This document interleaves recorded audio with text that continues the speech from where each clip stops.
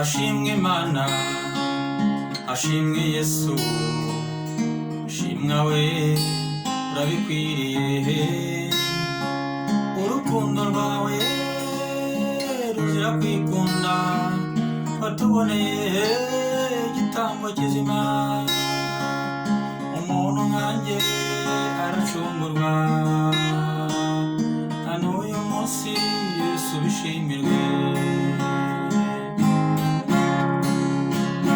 Yatabaye murokore ubugingo bwanjye, simba nkiriho mucunguzi, nibuka za nkoni wakubiswe ukavumiriya, ugacunaguzwa, yoho Yesu ndakwemera. Yatabaye murokore ubugingo bwanjye, simba nkiriho mucunguzi, nibuka za nkoni wakubiswe ukavumiriya, ugacunaguzwa, yoho Yesu ndakwemera.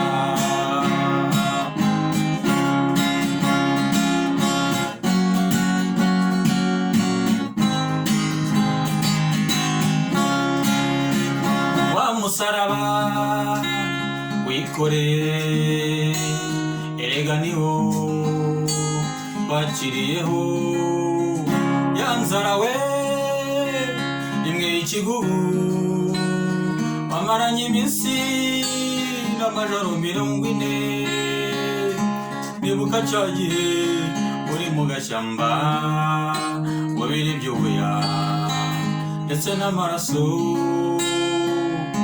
uzira bwoba ntabwo wadohotse, utageze ku cyo wagambiriye, wiyemeza kuba insuzugurwa, na n'uyu munsi Yesu bishimirwe. Yatabaye murokore ubugingo bwanjye, simba nkiriho mucunguzi, nibuka za nkoni bakubiswe ukavumiriya, ugacunaguzwa, yoho Yesu ndakwemera. Yatabaye murokore ubugingo bwanjye, simba nkiriho mucunguzi, nibuka za nkoni bakubiswe ukavumiriya, ugacunaguzwa, yoho Yesu ndakwemera.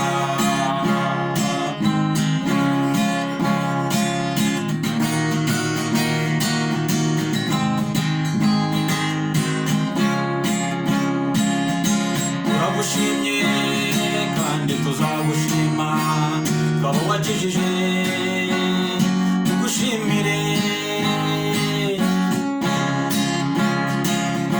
Turagushimye kandi tuzagushima, twaba wakijije tugushimire. Yatabaye murokore ubugingo bwanjye, simba nkiriho mucunguzi, nibuka za nkoni bakubiswe ukavumiriya, ugacunaguzwa, yoho Yesu ndakwemera. Yatabaye murokore ubugingo bwanjye, simba nkiriho mucunguzi,